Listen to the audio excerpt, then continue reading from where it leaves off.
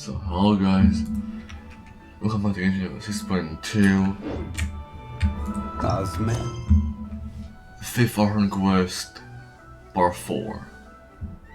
Please don't crush my pizza. Or stun it. Where are they going? They mentioned a mage and a name? So, Mr. Varka, are you acquainted with this Nicole? Or should I call her Mage N? Not really. We've never met, though she has come up in conversation. From what I've gathered, Alice kind of took Nicole under her wing. Taught her how to speak in a more ladylike fashion, that kind of thing. Huh. Hard to imagine Alice as an etiquette coach. Yeah. Alice is a larger-than-life personality, I'll give you that. But then again, that's why she's able to draw such an eclectic mix of people into her inner circle. If I remember correctly, being an interesting person is actually one of her main entry requirements. So, if you ever wanted to join the Hexen Circle, I'm sure you'd both be eligible to apply. Yeah. Hey! Don't go around making promises on Alice's behalf. I wouldn't dare. I'm just trying to paint a picture of the Hexen Circle for you. Okay, sure. Anyway, since none of us have ever met Nicole, how are we supposed to find her? We can't just go up to every woman in sight and ask, hey, are you Nicole? Maybe something she's wearing will give it away? Like a wind bloom pinned to her chest or something. Wait a minute. Alice never said Nicole was from Mondstadt. Oh, true. I recall that each mage has their own cup. That would be this young lady, then? Huh? What the hell? Is that? Oh, Hey there. Sorry to disturb you, but are you Miss Nicole? Varka, Knight of Boreas of the Knights of Favonius. Alice might have mentioned me before. Ah, have we got the wrong person? Sorry. Well, this is awkward. When I shook my head, I meant, no, Alice hasn't mentioned you before. Huh? Where is this voice coming from? My apologies. For certain reasons, I am unable to speak. This is the only way I can communicate with you. yo, that's sick, bro. It might take some getting used to, but I hope you can understand. Hey, it's fine. I'm more shocked by the fact that Alice never speaks about me. As for you two, we have crossed paths twice before, but it is nonetheless a pleasure to finally meet you. It's really you. Thanks for all your guidance in the past. You're quite welcome. This time, things are different. We have reached the unwritten pages of the story. You might say that we stand at the crossroads of fate. Now then, allow me to formally introduce myself. My name is...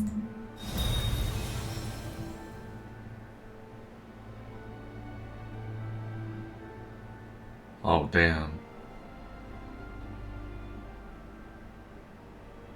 What the what is so in summary to remain is No, stop! Alice! I can't believe it! I had a whole speech prepared. I'd agonized over every single word. She always picks the worst moments to ruin other people's plans. I'm so sorry about that.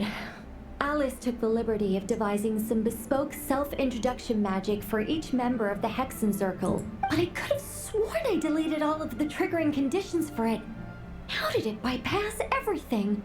Oh gosh, this is so embarrassing. This is a very different side of Nicole than what we're used to. Is she not used to face-to-face interact? Don't worry about it. We've seen that introduction magic once already, so it wasn't too much of a shock. Please go on, Miss Nicole. We'd love to hear what you have to say, or, well, communicate. Huh? Are they talking to this lady? But will you all promise to forget that horrendously embarrassing introduction? Sorry, embarrassing. When? among the words that helped out Just now I saw. Yes. My name is Nicole, and I am one of a very few angels who have retained both their preferred form and their power. The Traveler and Paimon should be no strangers to this concept. There is another of our kind in Natlan. They call her the Lord of the Night. Wait, what? Alright! Paimon remembers her! But we've never seen her in person. Yes. Well, I have retained more of my power than she. It's because I don't have a long-term duty to fulfill. To be more specific, no. We'll be here all day if I get into the specifics. Moving on. If I'm not mistaken, you are here because you wish to learn how one might reach the moon beyond the sky. That's right. Is that something you can give us any guidance? Yes, I do know a way. It began with the Hyperboreans, who lived after the War of Funerary Flame. Blank looks. Maybe I should start with the background of the war. Or maybe not. It shouldn't be an issue. I'll fill in the gaps for you when we have more time. Anyway, after that war ended, the three moons retreated to beyond the false sky. The Hyperboreans were humans I once aided.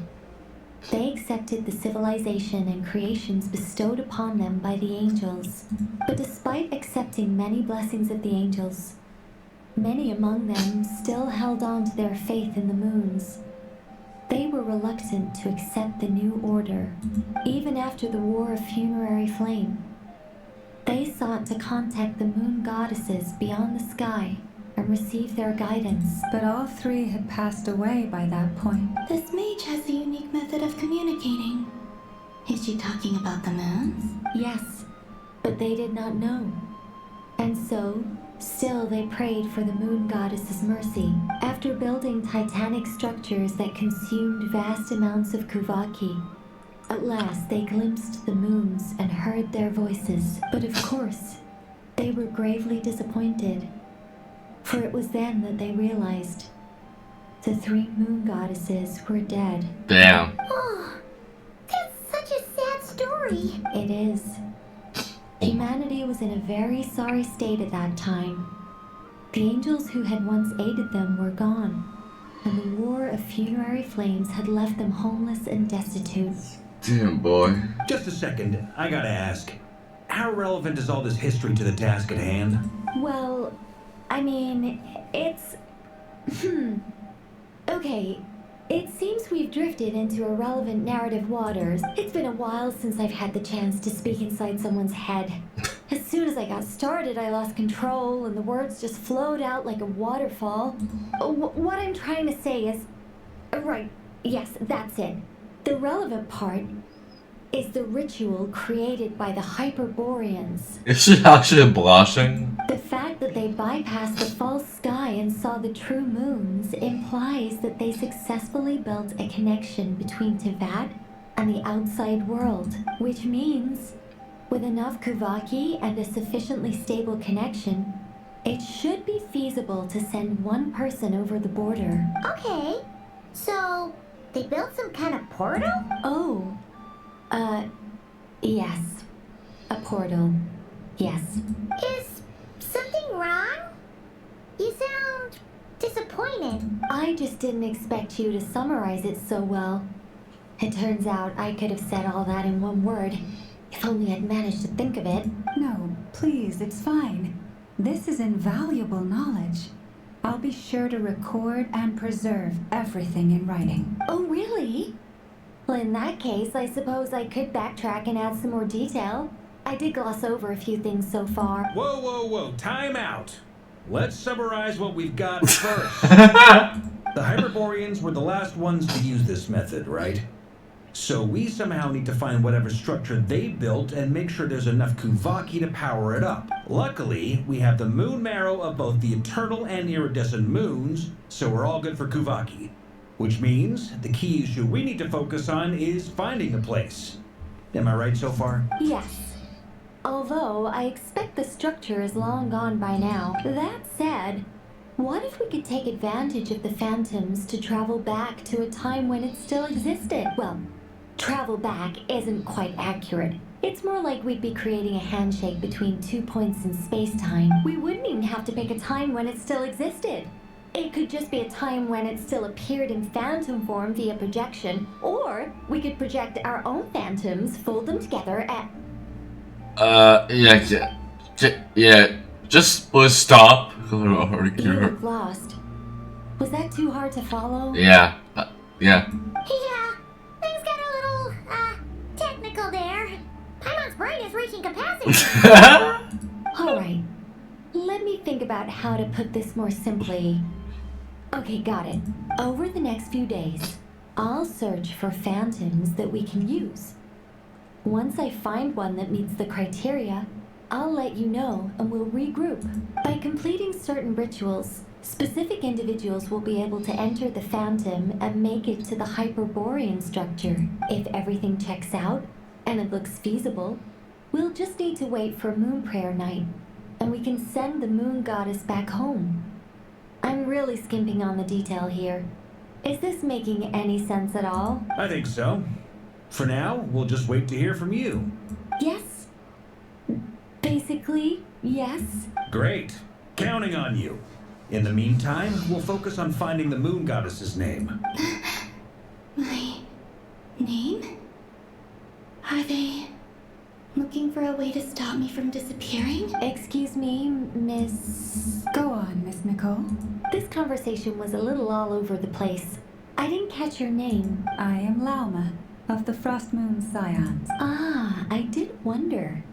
I noticed that you listened very intently when I spoke about Hyperborea and the moon's history. If you'd be interested, I'd love to visit you this evening and go through it again in greater detail. Also, if you were serious about making a record, it would be too risky to simply write down the raw details as is. I would suggest some tweaks. Maybe rewrite the stories as fairy tales or fables. Oh boy. Perhaps even prayers. Anyway, we can cross that bridge when we come to it. So, see you later then? Oh, and no need to prepare anything. Just a cup of tea will do. See ya! She seems friendly. It's just... Ah, it's so nice to find someone who's actually willing to listen. I've been dying for a chance to finally go through all this systematically from start to finish. Any longer and I'd probably start forgetting it. Now Paimon gets why Alice told us to mind our heads. What did I tell you? A lot of quirky people in Alice's orbit. Now then, the next order of business is, where do we start looking for the Moon Goddess's name? Maybe the rest of what Nicole has to say might give us some clues. Once I've heard her out, I'll summarize the salient points and share them with you all. I'm also inclined to review our other documents. Yes, our faith was first established by our Hyperborean ancestors, but many of the more factually accurate records are from after Kuthar's birth. I have a hunch that the Fatui might know something too. Sounds like we're gonna follow Columbina's journey through Duvat, huh? In that case, we'll start by heading to the Frost Moon Enclave. Sounds like a plan. Take this with you. I'll see about getting in touch with the Fatui. It'll probably just be Arlecchino and Sandroni again. They're the only ones who would want to help. Thank you, Mr. Varka. Don't mention it. Honestly, I'm more comfortable dealing with the Fatui than prying into the details of a young lady's childhood. Damn. Catch you later. I should follow them, just in case there's some way that I can help. A while ago, I took the time to organize all documents in our possession that pertain to Kuthar. What you see here is the material I consider reliable. You're saying there's unreliable material too? Yes. Most of the information we have was transmitted through an oral tradition. Inevitably, some of her stories were mythologized and deified over the years through countless retellings.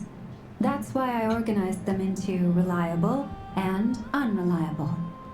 There's no sense seeking answers in history unless we can ensure the veracity of the historical record.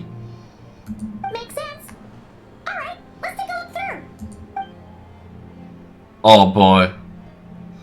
Clear and concise would be one way to describe the writing style of these historical records, but you could just as easily describe them as terse and dry. And since Alma already knows the material like the back of her hand, the course to find any information in these texts is tough going. Almost all these records refer to Kutar instead of Columbina. Although neither of those is her real name. I'm not sure what point she's trying to make. What we can gather from these records is that the Frostmoon Scions worshipped her as a god, placing impossible expectations upon her. I cannot fault them for their earnest faith, but for all their devotion, worshipping her day in, day out changed nothing. I imagine that none of it resonated with Columbina. It wouldn't surprise me if, even back then, she had already begun to reject the name Kutar and everything it represented. Lama speaks the truth. When I heard them call upon Kutar with hope and expectation in their voices, they may as well have been calling upon somebody else.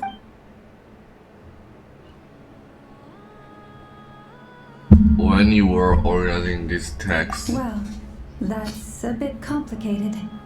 I looked at the level of detail, perceived authenticity, prose style, and how realistic their portrayal of Kutar seemed to be. Amongst the Frostmoon Scions of today, only I know of her existence, and I alone have spoken to her face to face. As such, I know that there are certain things she simply would never do. That being said, I have sensed some changes in her lately. Changes? Seems like this is getting us nowhere. For what it's worth, why don't we check the unreliable sources too? Sure. Give me a moment.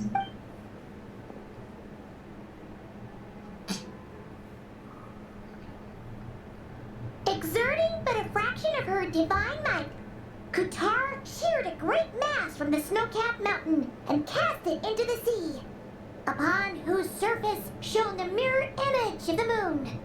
Thus was formed the island of Hisi. Yeah, right. That doesn't even begin to pass the sniff test. The 3 moons are not but lies through and through. Only one moon has ever shone for us, and Kutar is her name. we've heard something like this before in Natlan. The vast majority of ancient texts are filled with fanciful tales like these. I trust you understand my criteria a little better now. Kutar did not speak, merely gazing into the distance in silence. And where her gaze landed, this was her prophecy. Clearly, whoever wrote this text never even met Kutar. Otherwise, they'd know that her eyes are always closed. What about you, Traveler? What are you reading? Seems like a collection of anecdotes. Come on, let Paimon see. The child wished to build a wooden nest with which to shield the fledgling bird from the cold. But being so young and lacking in strength, the child could not snap the branches from the trees. Kutar was passing by.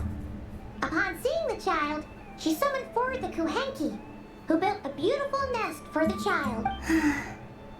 I remember that. Not knowing the meaning of Kutar's divine intervention, the child dared not to respond, and thus ran home to call their parents. But Kutar was gone. The moon chanter declared the event a miracle and took the nest as a relic, placing it on high for all to see. The child was named as one favored by the goddess and was greatly respected amongst the people. Yet, no further miracles were bestowed, and this matter was forgotten in but a few years. Any thoughts after reading that? It gives off a somewhat lonesome feeling. Yeah. Columbina probably just wanted to join the kid in making nests. Ah.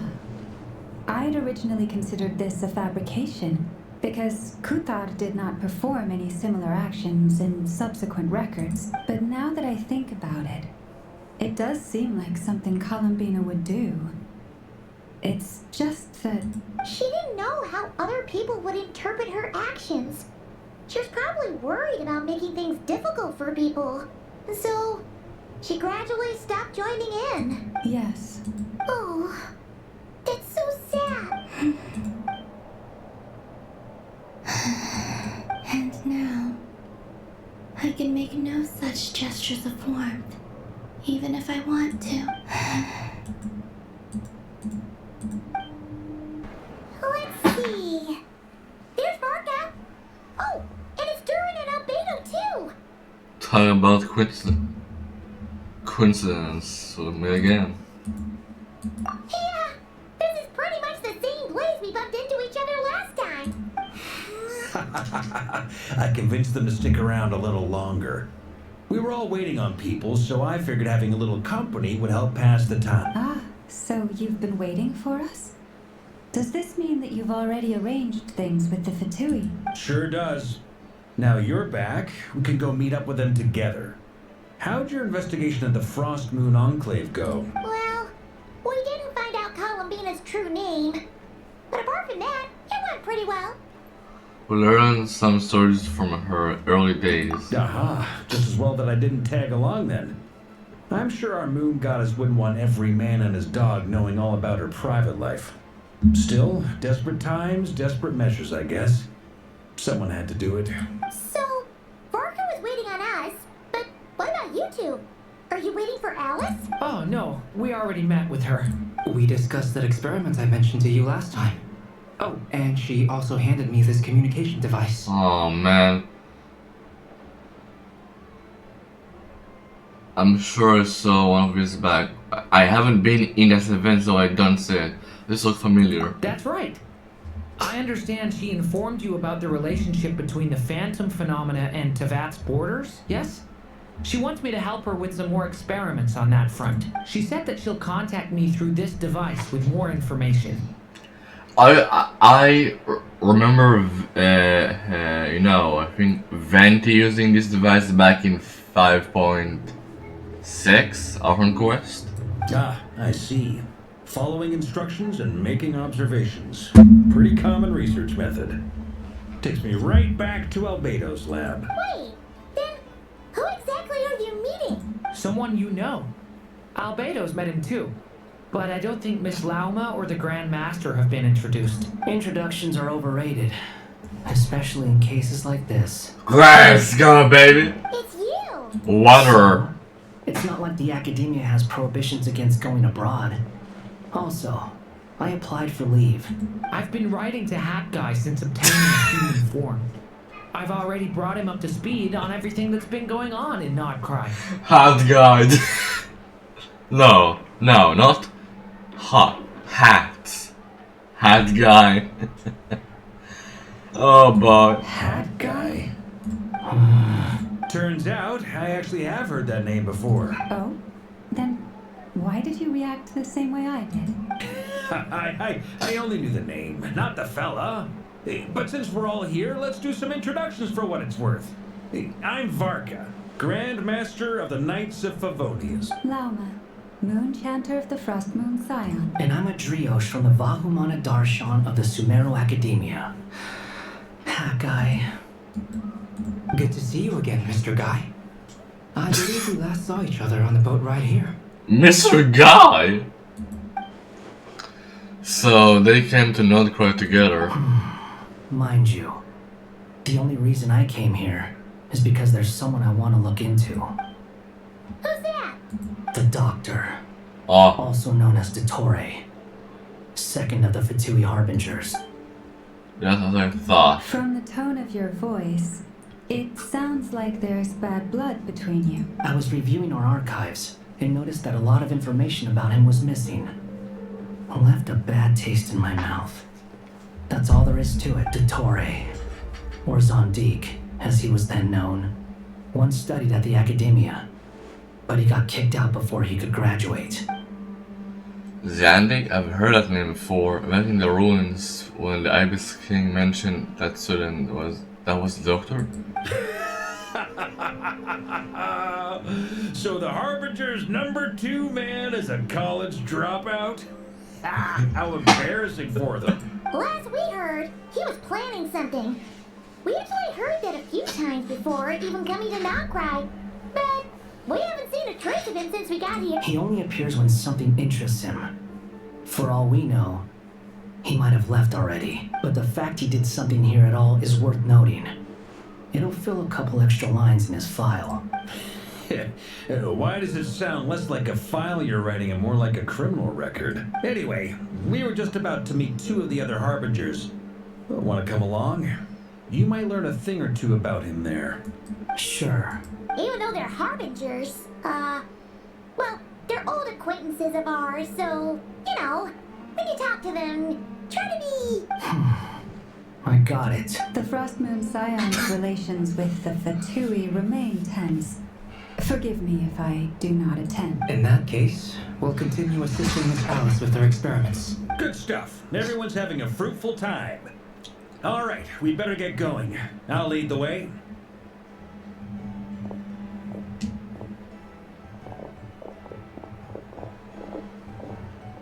Hey, Wanderer. Are you here for revenge? Well, yeah.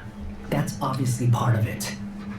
But I'm not the only one who has a score to settle with him. Neither you, nor Lesser Lord Kusanali, nor I want to see him meddling with things again. When we return, let's talk about Comino. What's the hurry? Don't worry. Pigeons always know which way home is.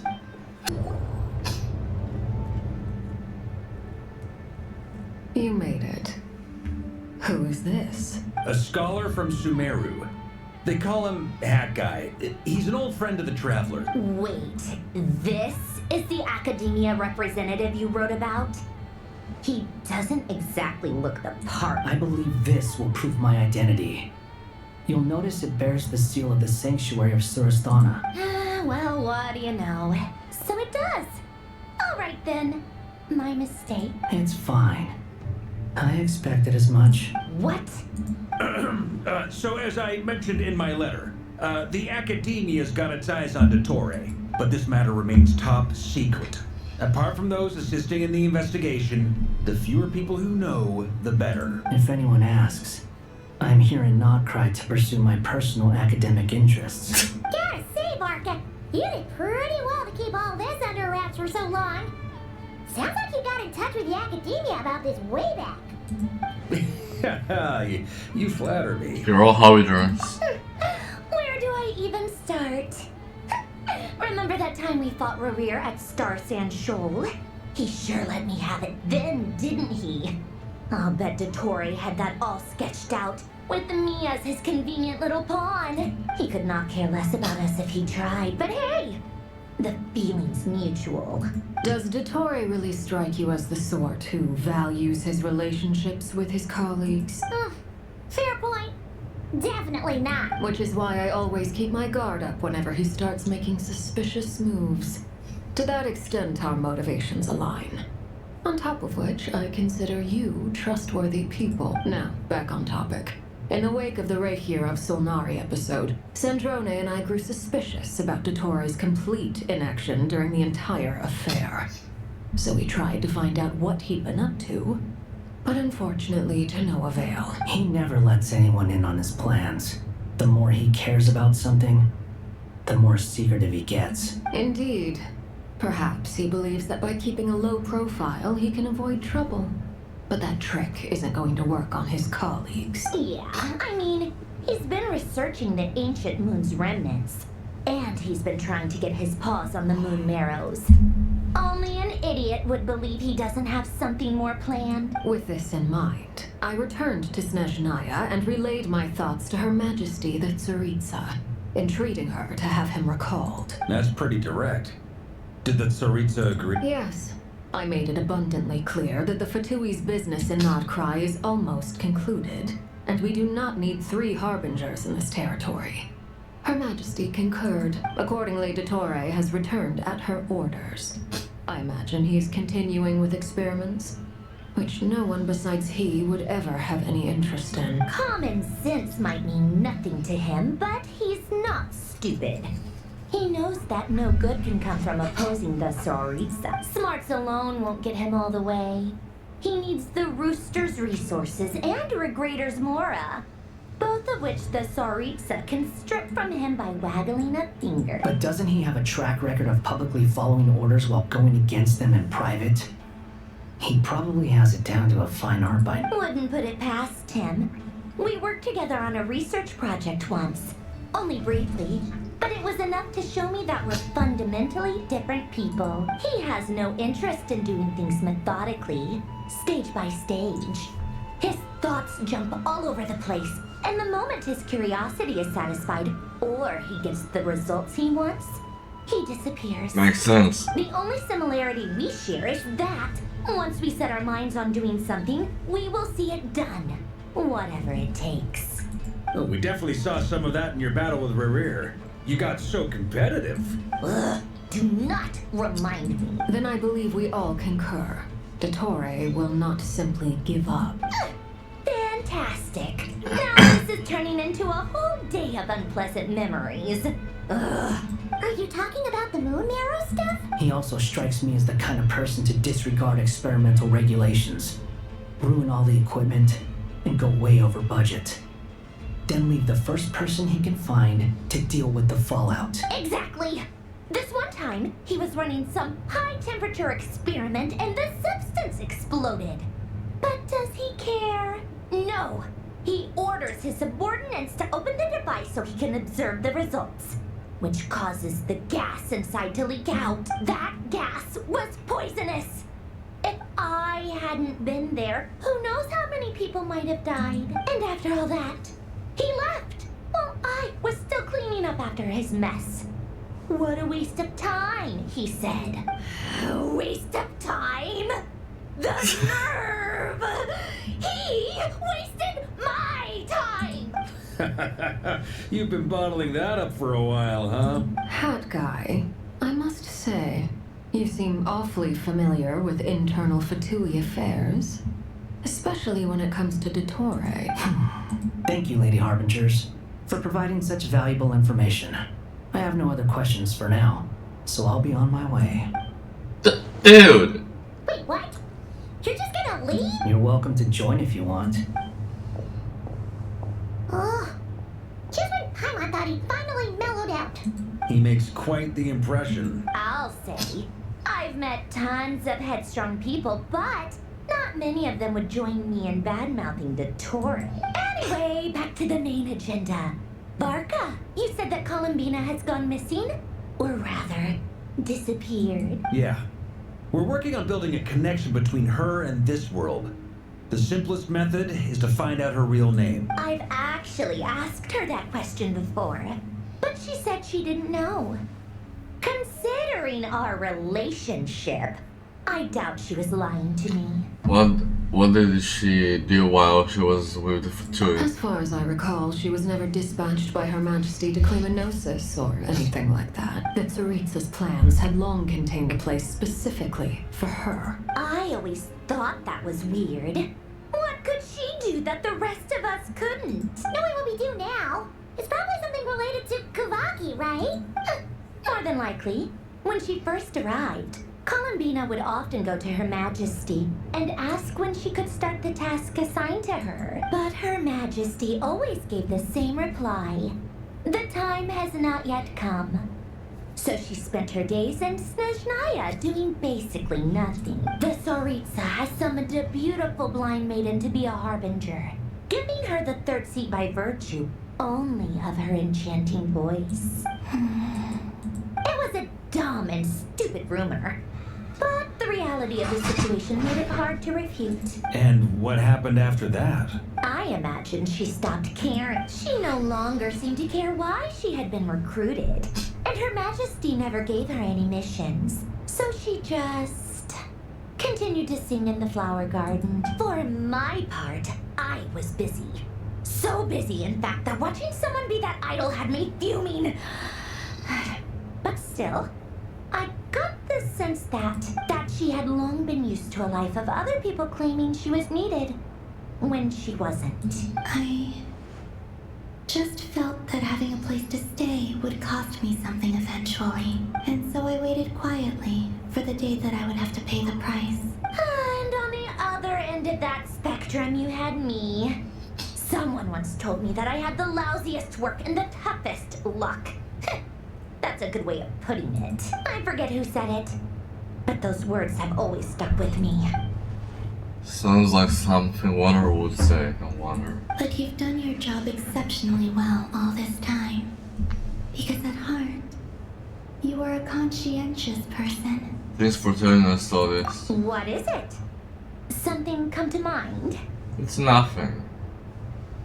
I'm just even more eager to learn her name now. I want to shout it to her from the rooftops. That makes sense. Nothing screams you are needed like your name shouted from across the town. Well, good luck with it. But if you ask me, Columbina is still the most shoutable name. I'm just so used to it now. After all the arguments we've had, I can't be bothered trying to remember another name for her. Nor I. Sandrone. Harlequino.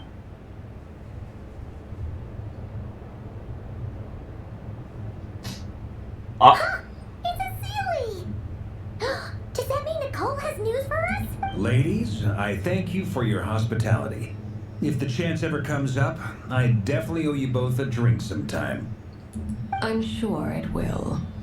You can make your own way out. Heck, you've been here enough times, you probably know your way around better than I do. We'll be in touch if the situation changes. Okay, time to do what adventurers do best. Follow that Sealy! What the f? Here you are.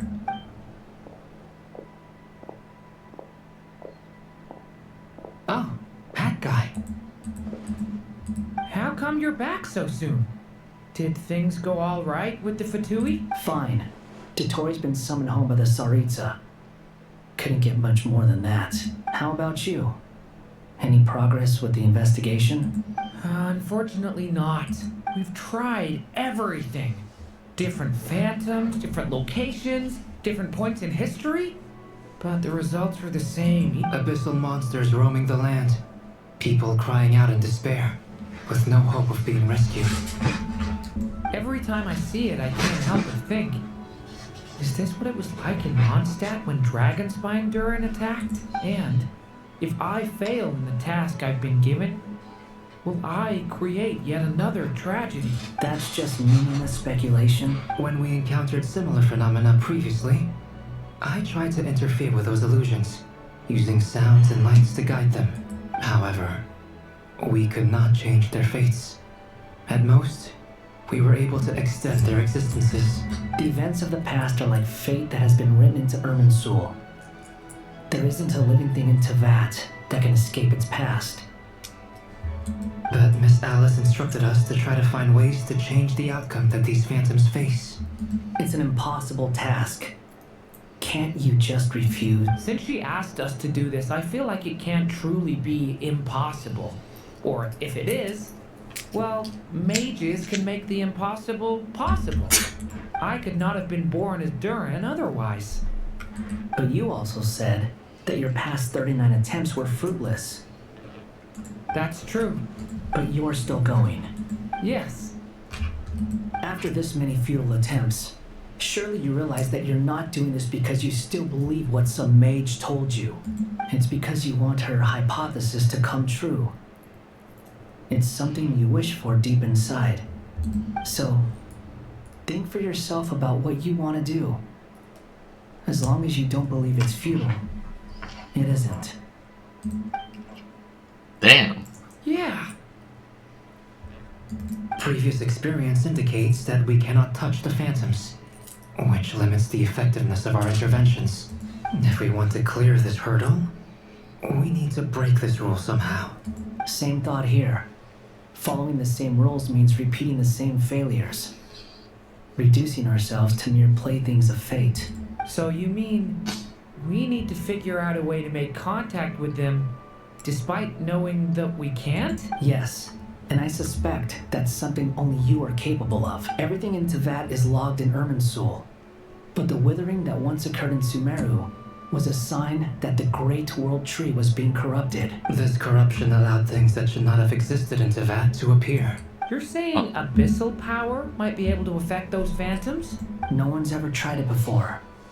If you're gonna try it, it'll take courage. And you have to be confident that you can control it. Is anyone there? Has anyone seen my daughter? She's missing. I have to find her. I hear someone inside. Spargana? Are you in there? Ah! If I can use my abyssal powers to warn him that there is danger here, maybe it'll change his decision. Maybe he'll stay away. Yes. The important thing is not the nature of the power, but rather how you use it. To intimidate and obstruct. Sounds about right for the Abyss. Well, let me try. I should be able to influence that thing. Oh, of course I need to do it, okay? Yeah. Have you seen the little girl? What? This isn't the time for that! Just run!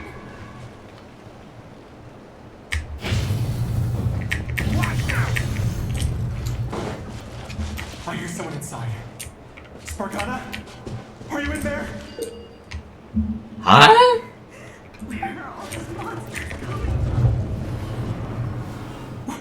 What is this? Looks dangerous. I should get out of here.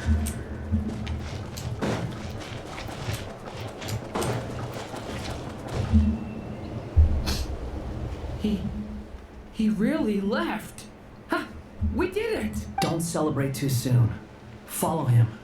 See what he does next. Monsters approaching from the front. You need to stop them and create an opportunity for him to hide.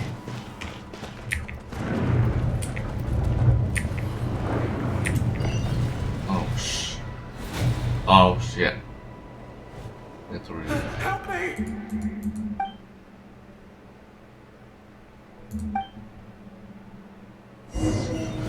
Yeah. Monsters approaching from the front. You need to stop them and create an opportunity for him to hide.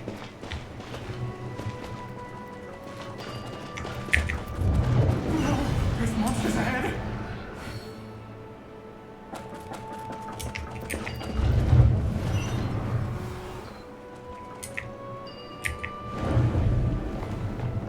Wait, is that the barrier I saw earlier? Why is it appearing now? It's as if someone's controlling it.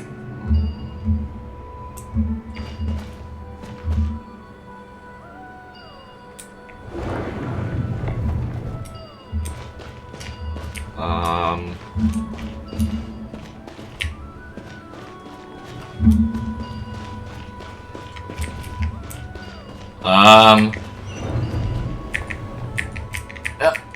Yeah.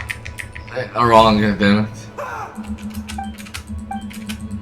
God damn it, God. Monsters approaching from the front. You need to stop them and create an opportunity for him to hide.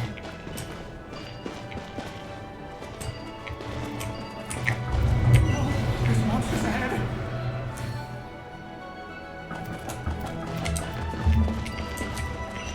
Wait, is that the barrier I saw earlier? Why is it appearing now? It's as if someone's controlling it. Okay, finally. The monsters are gone. Is it safe now? Oh, finally.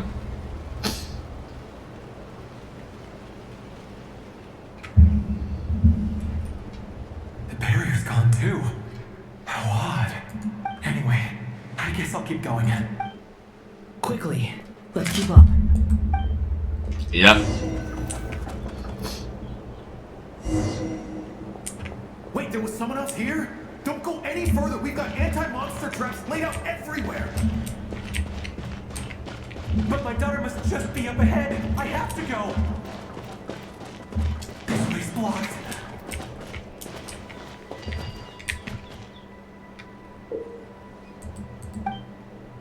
We might be able to use the explosives over there, but we need to take care not to hurt him. Yeah, how the hell am I supposed to do it?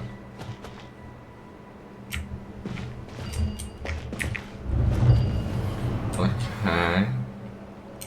Ah, I'll use the barrier to keep him at a safe distance. This barrier seems to be helping me somehow. Hey! Hey! Wake up!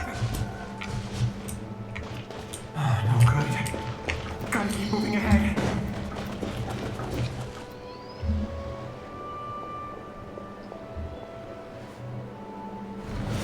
So many monsters! Right, I'll continue in the next part, so yeah.